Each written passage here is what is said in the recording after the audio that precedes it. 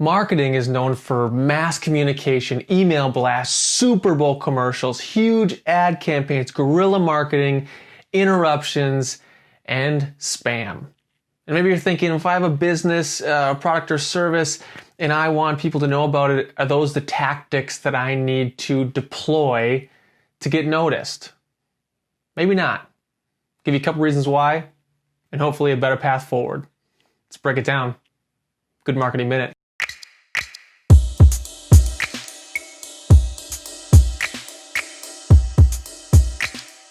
So if you've got a great product or service, you've got a solution to a problem, maybe right now it's just a great idea, it can be really tempting to think that creating change means mass distribution, getting as much people to know about your idea as possible. You might have these grandiose visions of everyone knowing about this and everyone loving this. A couple reasons why this may not be the best strategy, and you might want to start thinking a lot smaller in order to get a lot bigger. The first reason is this. It is really, really difficult, a heavy burden to have the idea that you're going to change some sort of mass market. And that's also a really convenient excuse when things don't really work in your favor. It's hard to get people's attention. And so you have to resort to tactics like interrupting them or spamming them, which doesn't create value for a user. It isn't helping them love you more. They're really just tolerating you. They're really just putting up with you. If you have a solution to something, you want people to love that solution. You want people to be on board with what you're passionate about. And chances are what you're passionate about is not something that's going to appeal to the masses. Seth Godin says it really well a number of times, but specifically in his book, This Is Marketing. Mass means average. The getting the most amount of people to love something means you kind of have to sand down the edges. You kind of have to take out the things that make it too quirky or too unique to appeal to a majority of people, right? We're talking about milk. We're talking about tires. We're talking about belts. These are things that you generally don't really care about the brand on. You're probably going to get what's cheapest or what's directly in front of you, what's on sale this week. Those are average products for an average amount of people. If you have a great idea, a great concept, chances are it's not average, and that's a really, really good thing. So rather than focusing on how to reach the masses, how to change the world, how to sell it to 1 million people, let's get really specific on first, what is the promise that you're making? So you have an idea, you have a solution. What's the change you're seeking to make?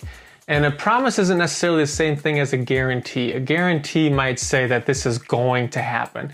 A promise says that if you believe what we believe, you're really going to jive with this. A promise says that if you see the world the way that we see the world, I think you're going to get a lot of value out of this.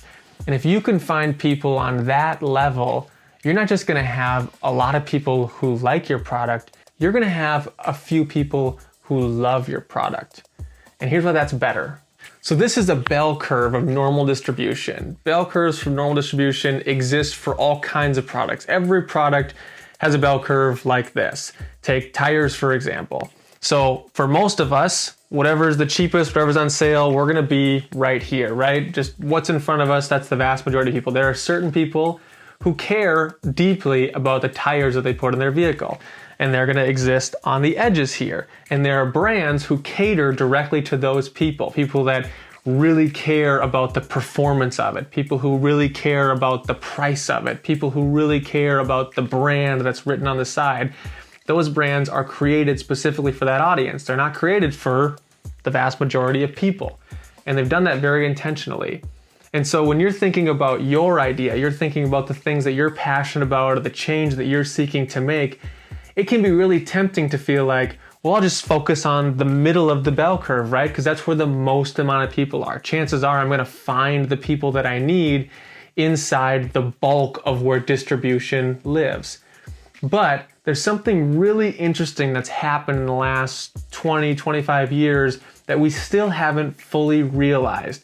And it's in large part been caused by the internet. Here is what's happening to normal distribution in the bell curve in most product situations.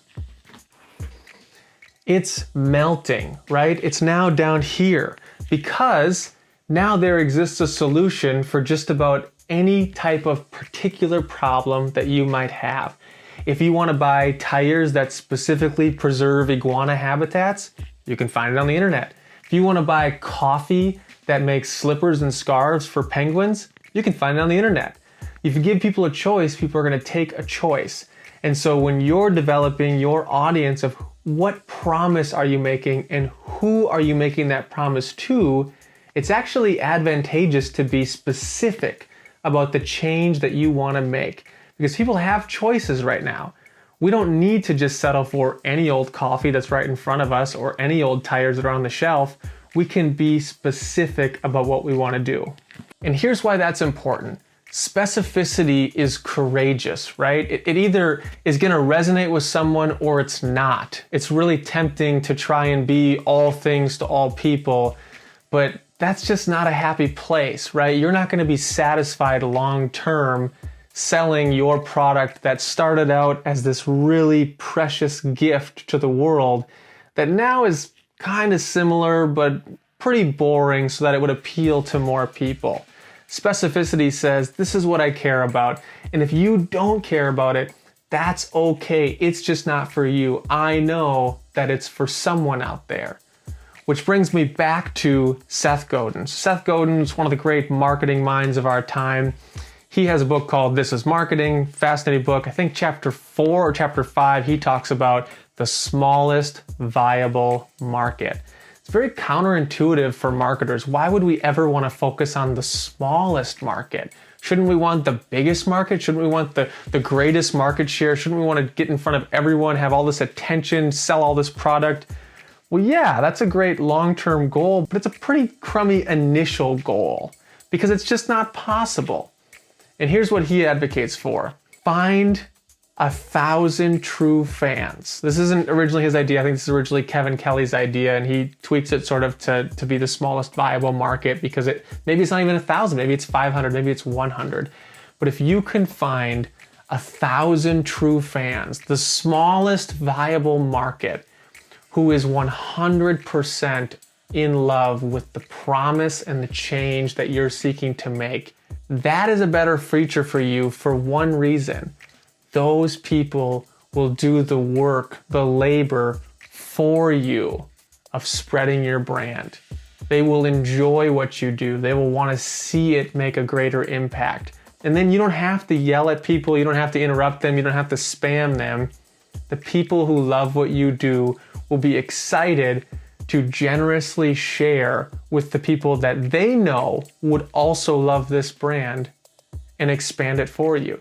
So it's not that you'll never reach the masses. It's not that you'll never have a huge audience. It's that you don't need to worry about it. The most important thing you can do as a business owner is to focus on over-delivering to your initial 100, 500, or even 1,000 true fans, people who love what you do. Over-deliver on value, over-index their experience. Give them the experience that they didn't think they could get from a business, and they will be excited to share that for free with other people. If you enjoyed this video or if it brought you any value at all, it would mean the world to me if you would like this video, if you'd share it with somebody that you think might get some value out of it. And don't forget to subscribe because we're always going to be uploading new videos and then you can see them as soon as they're up.